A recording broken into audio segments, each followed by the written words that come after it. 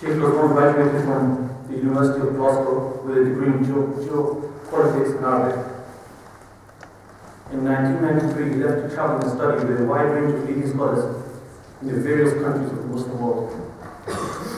During this time, he attended the University of Ankara in Turkey, reading Turkish language as part of his formal Islamic training. In addition, he is also a graduate from the Fatwa Islamic Law College in Damascus, graduating from the prestigious 6-year program with a distinction of merit, overall achieving the highest position of his year of graduation. In 2009, he co-founded the Solas Foundation, which focuses on offering quality and transparent religious consultancies in the areas of Islamic ethics and education. He's a regular panelist on shows such as the BBC One's The Big Question, BBC Radio 4's Religious Analyst Programme, and is a contributor to national Scottish newspapers. He is currently engaged in research into the effect of textual hermeneutics in environmental and Islamic legal ethics. And with no further ado, I'd like to welcome you, Shaykh Ruzwan Mohammed. Bismillahirrahmanirrahim. Assalamu alaikum wa rahmatullahi wa barakatuh. Alhamdulillah rabbil alameen wa sallallahu ala Muhammadin sadiq al-amin wa ala alihi tayyibin al-tahirin. Allahumma aftah alayna wal arifin bil haqq as-salihin wa ja'alna mimman yastami'una qawla wa yattabi'una ahsana. It's a pleasure to be invited to Master University for a series of talks on the life of Prophet. Now, one of the things about this series of talks, we actually did this in a number of universities in Scotland. We did it at 7 university campuses in Scotland. And the point of the series of the Prophet should be very obvious to people. The reason why we study the life of the Prophet sometimes is obvious to people and sometimes it's not obvious to people. Now, one of the things that early Muslims used to teach their children was the life of the Prophet. In fact, Muhammad, the son of Sa'd ibn Abi Waqqas, the companion of the Prophet, one of the things he said is our parents used to teach us the seerah of the Prophet in the same way they used to teach us chapters of the Quran al-Karim. Now, the seerah of the Prophet is important for a number of reasons. The most important of that is that it impacts our lives day to day. The way that we live our lives and the way that we live as human beings is intricately related and connected with the life of the Prophet because he was a human being who went through the most intense trials and tribulations through his life. The fact that he went through trials and tribulations, went through happiness and sadness, went through victory and defeat, outward defeat, from what we can see it, means that every single individual who sits here and every single individual that lived at the time of the Prophet every single individual that lived during his life, after his life, and will come to the day of judgment, will live through experiences that are very similar to the experiences of the Prophet. And so what the life of the Prophet does for us is sheds light onto how the most perfect of people that are informed and guided by divine light, help to navigate the difficulties that they had in their lives through the guidance of Allah subhanahu wa ta'ala. Now that's why the seerah of the Prophet is so important. Now think of our own situation in the world today. Think of the trial and tribulations the Muslim community is going through.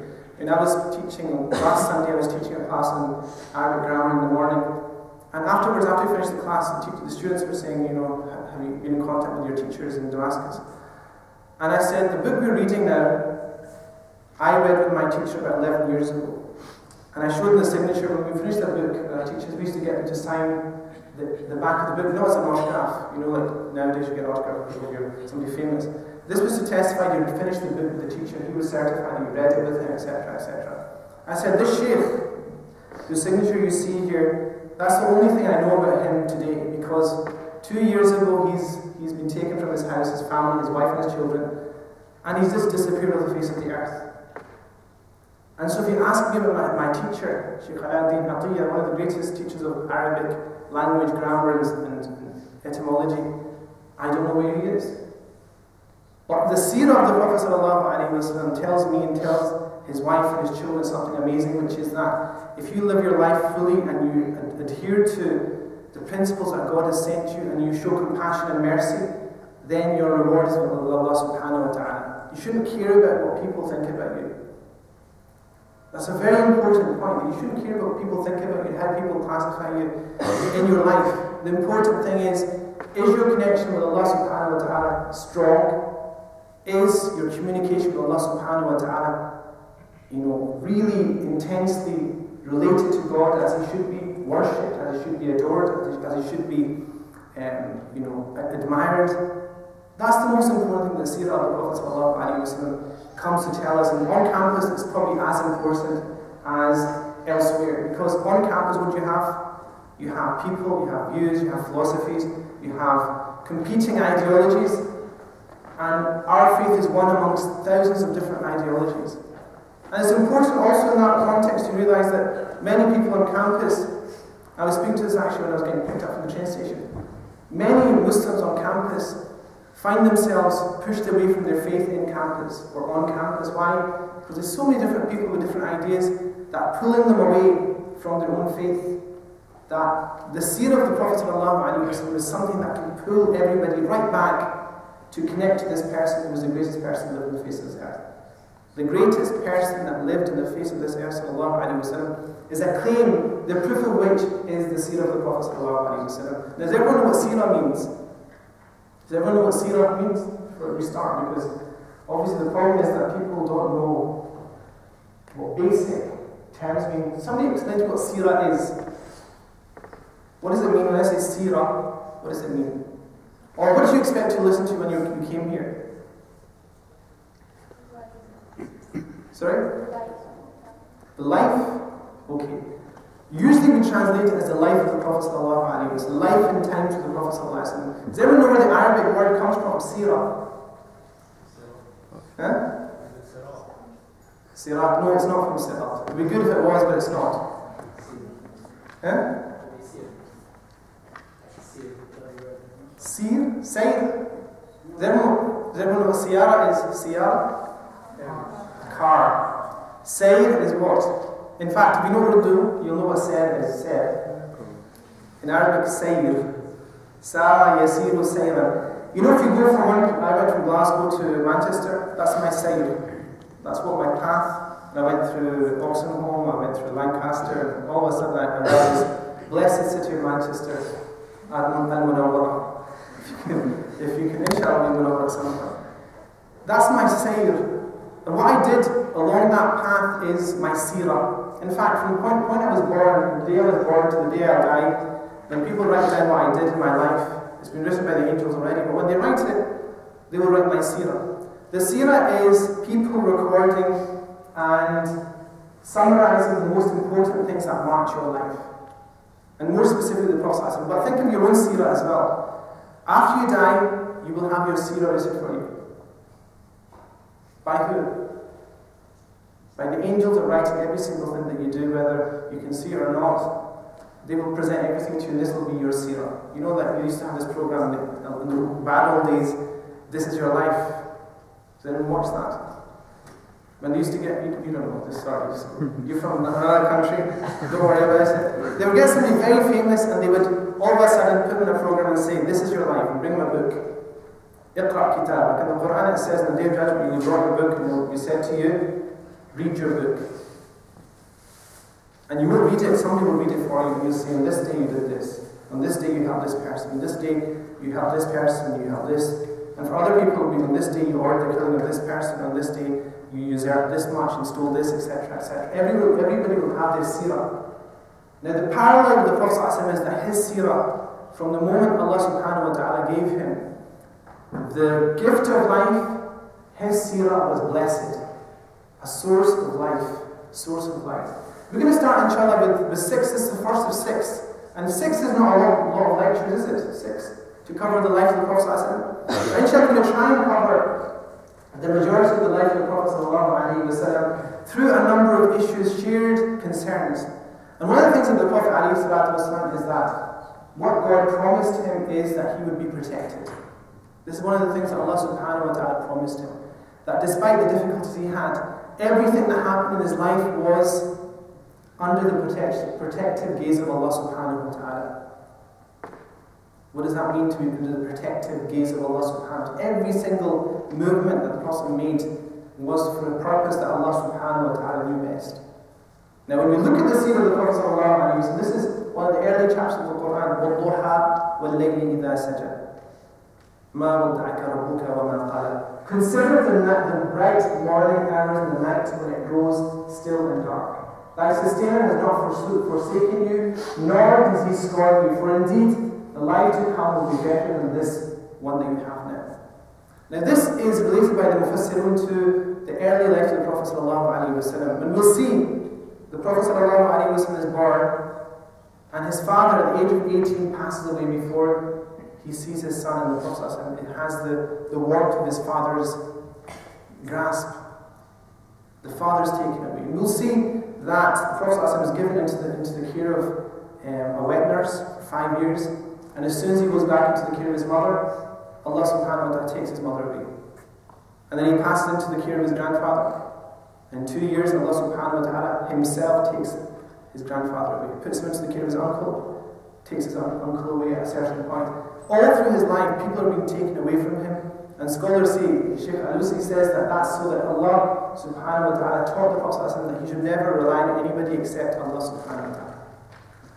Ultimately, if you have firm faith in Allah subhanahu wa ta'ala, everything's been taken away from you, the ground under your feet has been taken away from you, and you have that connection with God, then that means that in no situation will you feel what?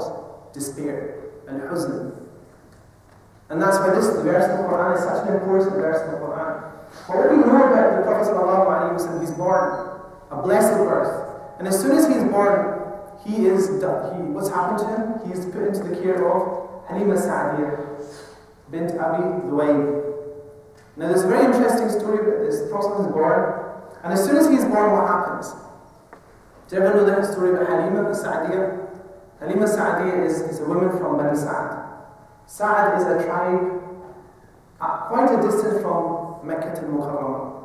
And this is in fact the place, this is the spot where her tribe used to habitate. Now one of the things that the Arabs had, one of the old customs that Arabs used to have is that when a child was born to a rich family or to a family in the city, people from outside the city who were Bedouins, who lived in the desert, would come and take those children away to take care of them. So imagine Manchester.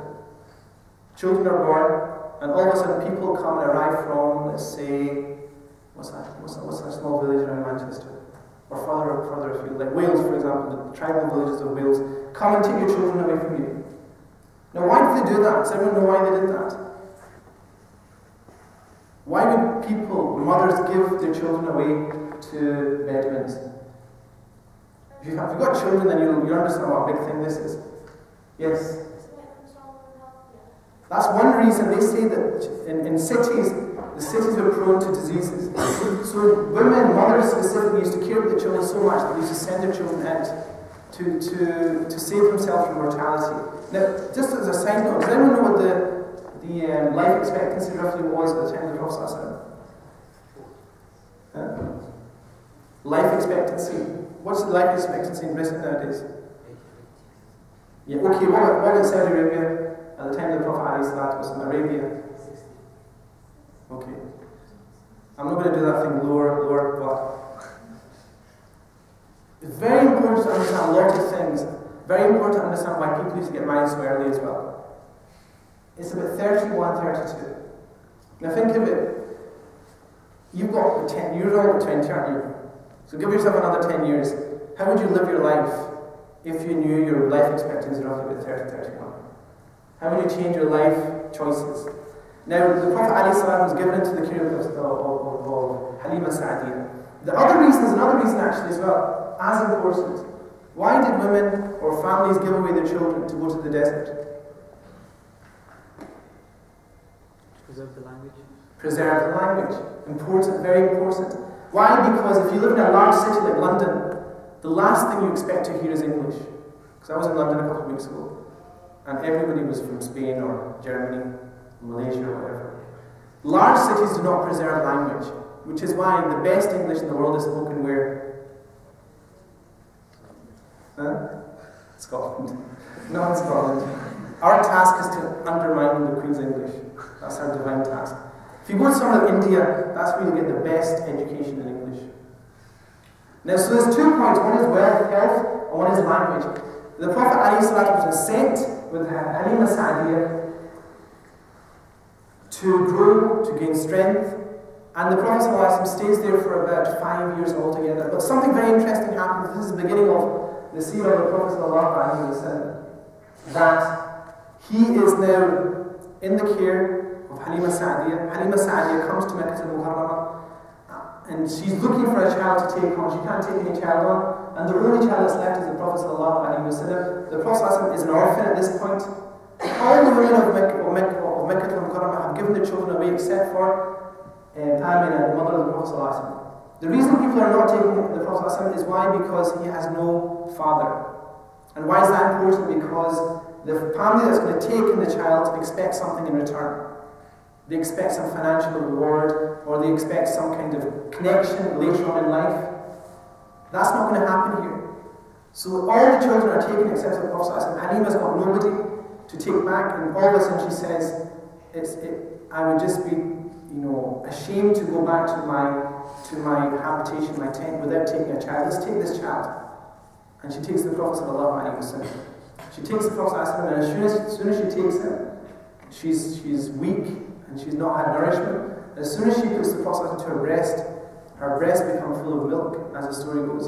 And the Prophet starts to drink from her breast, and the children that she has, the other 3 children that she has, start to drink as well. She realizes the blessing of the Prophet ﷺ. At that point, when they're going back, they go on a donkey which, before coming to Mecca al-Mukarramah, on the path to Mecca al-Mukarramah, was very slow. On the way back, the seerah of Ibn Ishaq says that the Prophet's donkey upon which he was riding then started to go so fast that the people of the tribe said, Ya bint Abi Dhuayb, where did you get this donkey from? So fast, it started to strip him off. And the goats around the Prophet, around her family, start to graze to the point that became fat. And the people said, look, go to where she gives pasture to her sheep and her goats.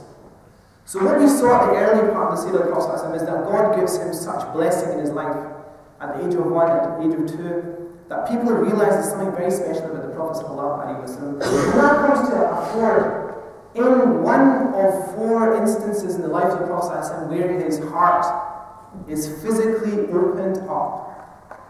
At the age of what?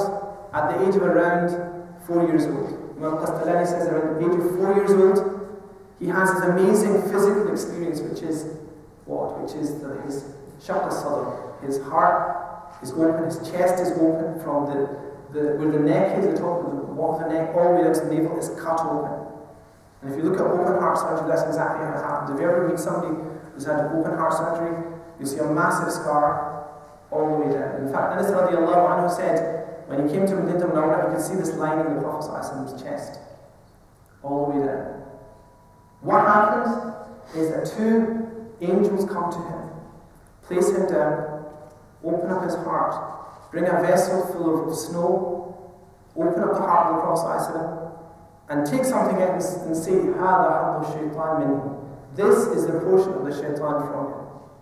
And they throw it away. And they wash the Prophet's heart and place it back in. At that point, what happens? The family of the Prophet are not there in Mecca al-Mukarramah, but the children of Halima al-Sa'di are there, and they run to Halima and say, what? We fear that Muhammad has been killed. And when she sees that, she fears for the safety of the Prophet, and she takes him back to Mecca al-Mukarramah and tells Amina, his mother, this is what happened. And what does Amina radiallahu anha say?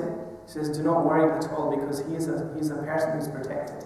Now that's the first time that the Prophet's heart is opened up by angels. At the age of what? At the age of about 4 years old. Now it happens a number of other times. Does anyone know when it happens as well? Other times when the heart of the Prophet is opened up.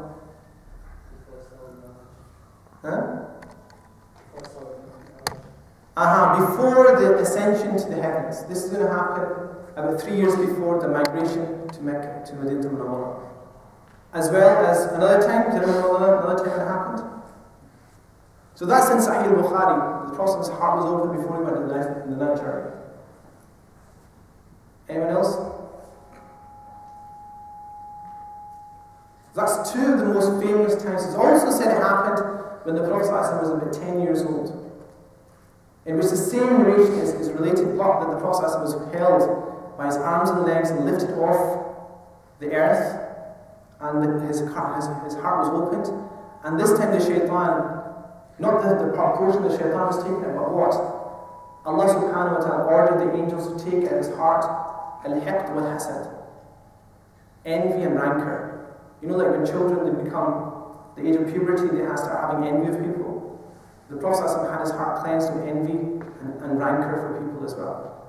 And it's also said it happened when the Prophet ﷺ received revelation, which is the age of 40. These are authentic narrations, and they washed my heart in snow. And it's interesting with snow, the narrations here mention snow.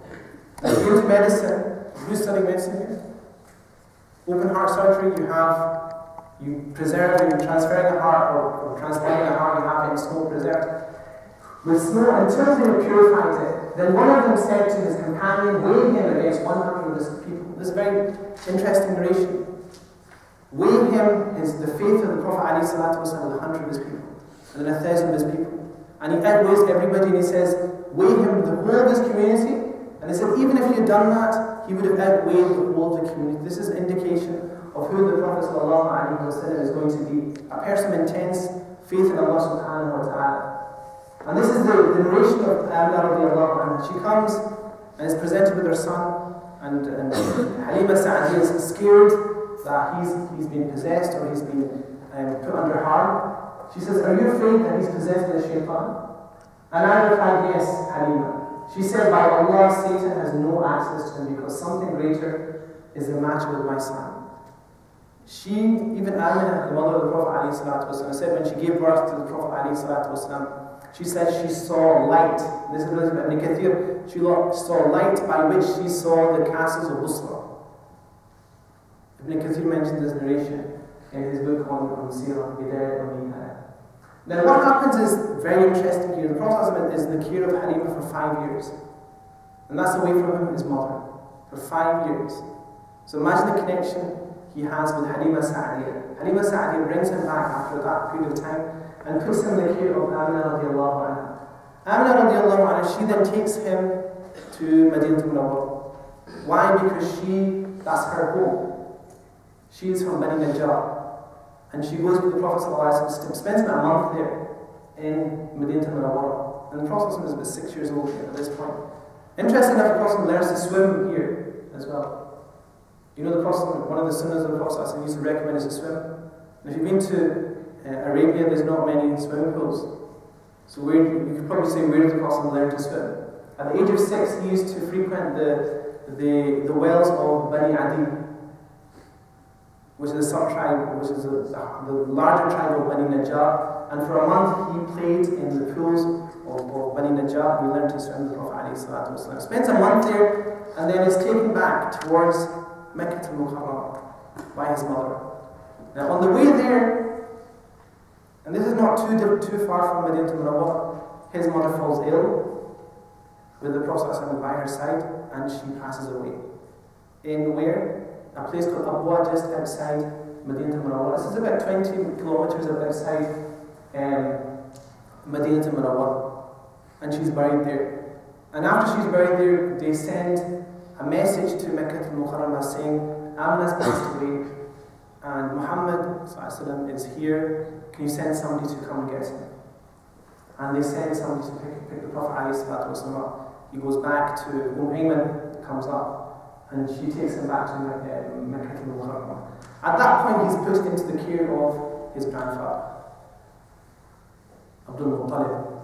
And Abdul Muttalib is an immense character. He is, in a sense, the most important chieftain of the Quraysh. He is so important that, you know, this is the days of Hajj.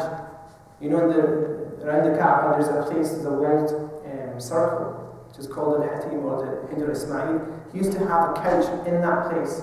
reserved for him, where he used to sit. And all the elders of the Quraysh used to also come there. And nobody else was allowed in there except people who had standing in the community. Except for the Prophet ﷺ. So he used to be 7 or 8 years old, he used to run in to the Hijr of the Prophet ﷺ. He used to sit with his grandfather. And people would say, well, how can you come in here when this is sacrilegious? And Abdul Muttalib used to say, this son of mine has a great, great future. And it's mentioned actually in books of Seerah that the Prophet ﷺ, his grandfather went to Yemen and he was given a prophecy that his grandson would become a prophet. So it's very interesting how the Prophet is constantly being told, and people around the Prophet are being told that he is going to be a prophet of Allah subhanahu wa ta'ala. That is further reinforced by a number of things that happened during his life. When he's about 12 or 13 years old, he goes to Syria with his uncle. And within that time, his grandfather has passed away 2 years after he took care of him. He goes to a hermitage. There's a very famous story. He goes to Busra, which is just outside Damascus.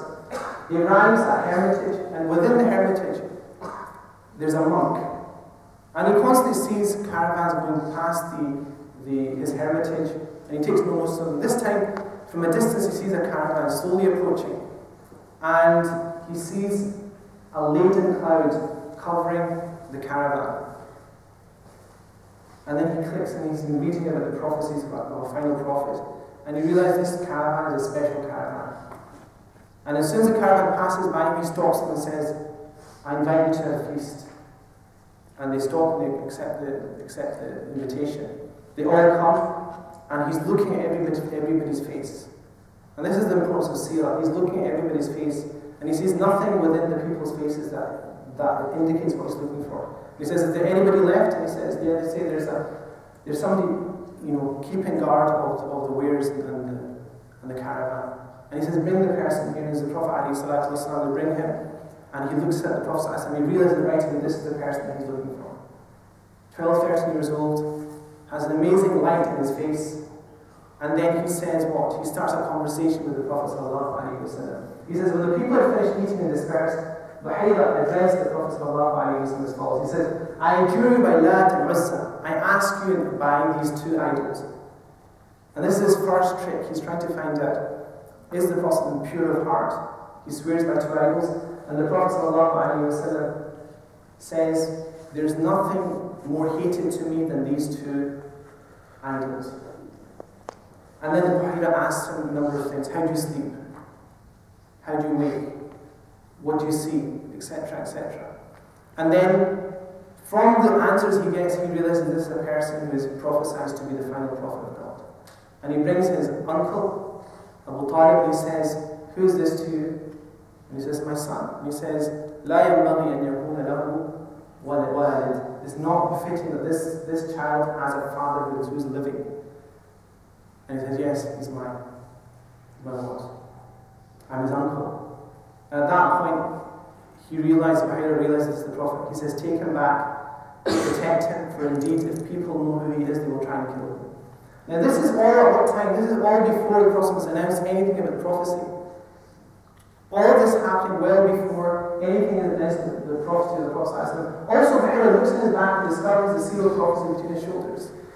Now it's interesting that when we talked about the opening of the heart of the Prophet, one of the things that happened is that it said, at that point, his back was turned, and the angel stamped a stamp of prophecy in the back of the Prophet towards the left side of his shoulder blade.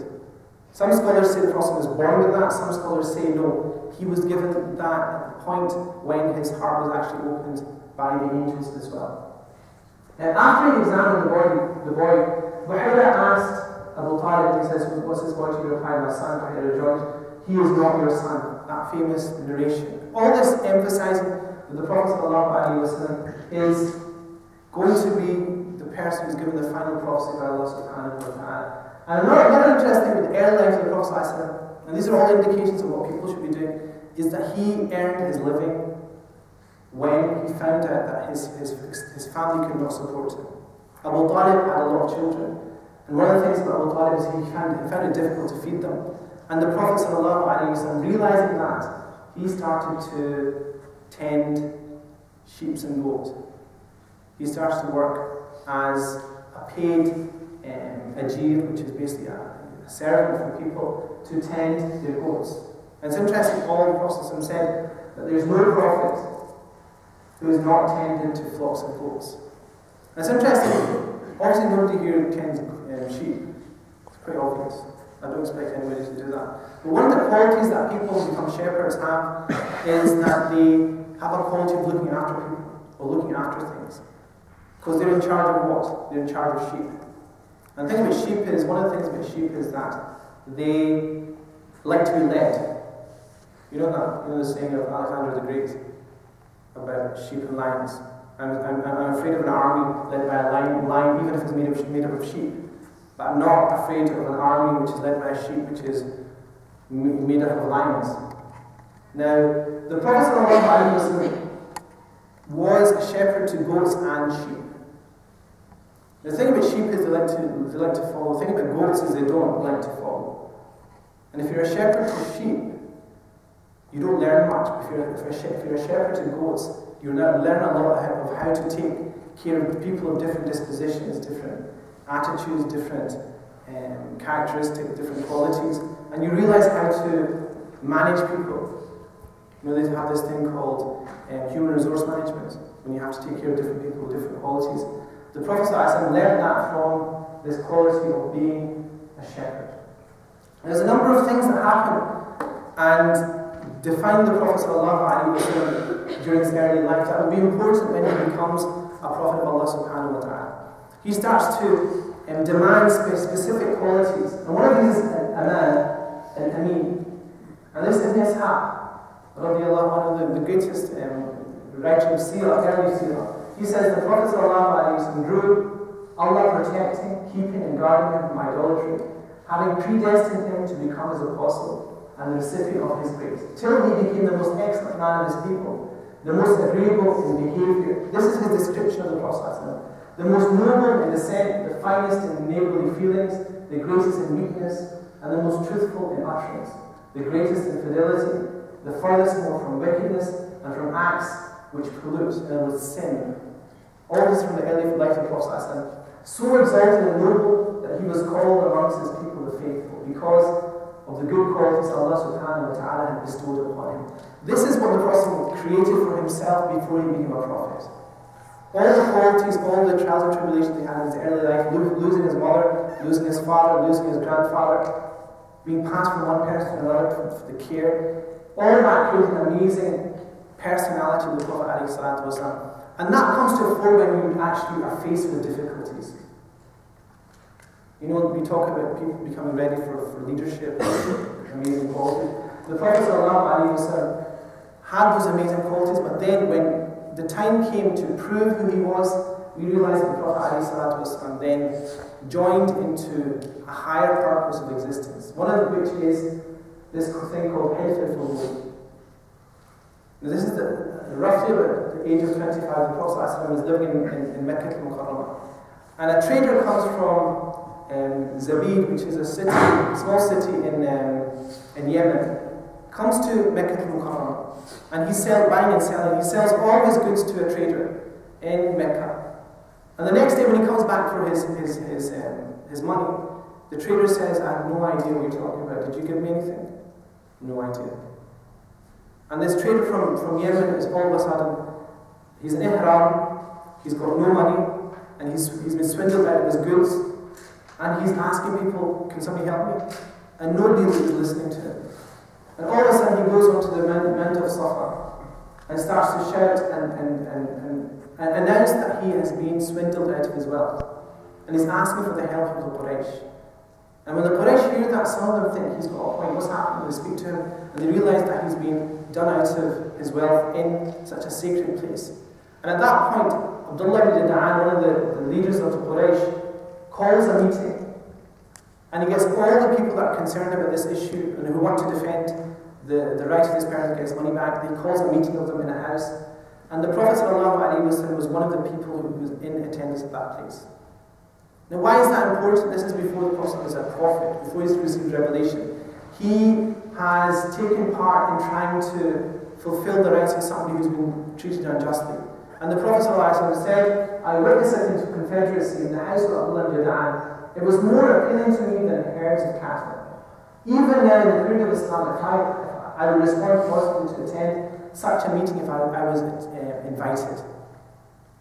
Now this marks the Prophet ﷺ as somebody who is concerned about people who are weak, people who are in need, people who require assistance. And again, it's obviously important for us as well on campus. For example, we've got so many projects that are of shared concern to people. If the Prophet ﷺ was here, what would he do? This is a constant answer you should look for when you're faced with a very difficult situation. If you understand who the Prophet ﷺ is and you understand his seerah, you will ask, the first thing you will say is, we have a very difficult situation in our families, or our communities, or campus.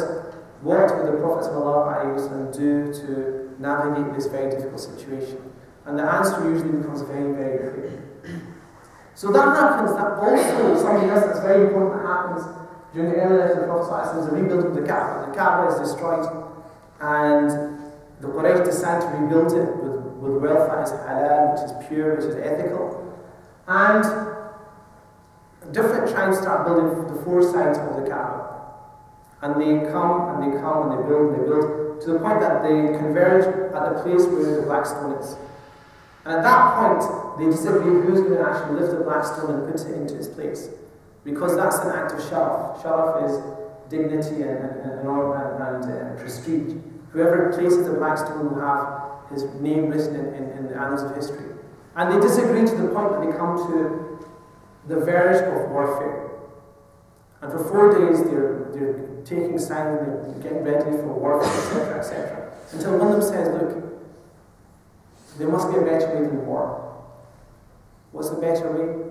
We'll wait tomorrow, and we'll look for the first person that comes into the sacred precinct on that day, and we'll ask that person to adjudicate between us.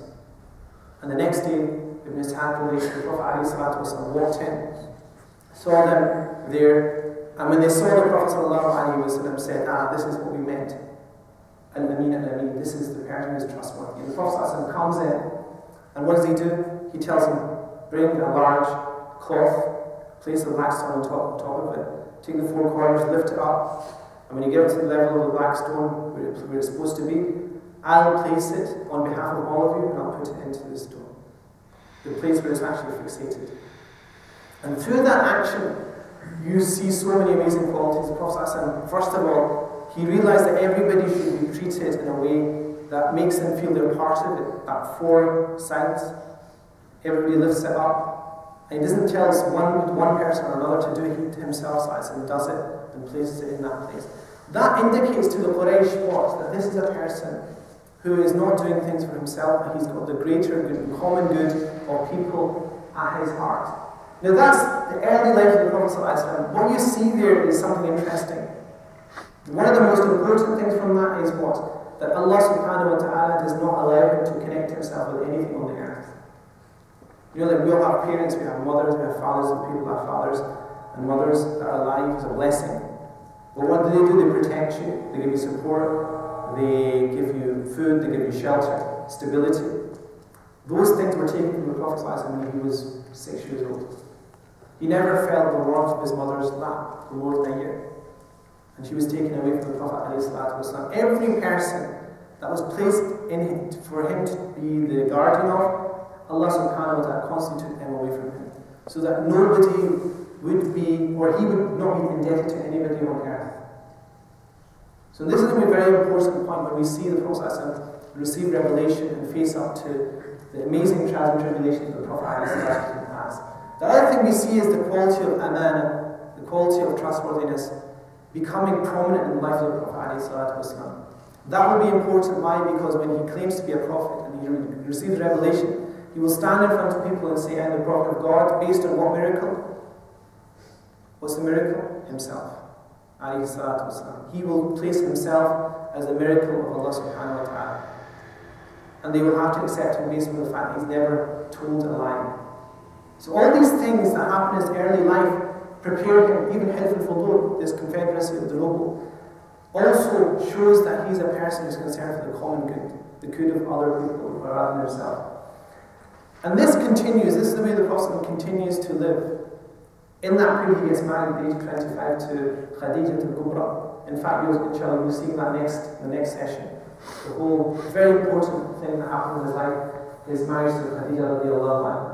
But what this period does is it prepares the beginning for the revelation. Everything that's happening at this point is a preparation for the revelation of the Quran. The Prophet has been chosen, he's been selected, he's been nurtured, he's been educated by Allah subhanahu wa ta'ala through his difficult life. In fact, there's a hadith later by Imam Ahmed in which Ibn Mas'ud says that God looked into the hearts of every single creation on the earth, and he saw no heart purer and more blessed than the heart of the Prophet ﷺ. And then he chose that heart for himself, and he sent the prophecy to that heart. So all of this is the plan of Allah subhanahu wa ta'ala, who the Prophet is, where he's born, which tribe he's from, his protection in terms of language and his protection in terms of his family, all to the point that he now is turning, after living a full life of 40 years, he's now looking at Meccan society and he's not happy with it.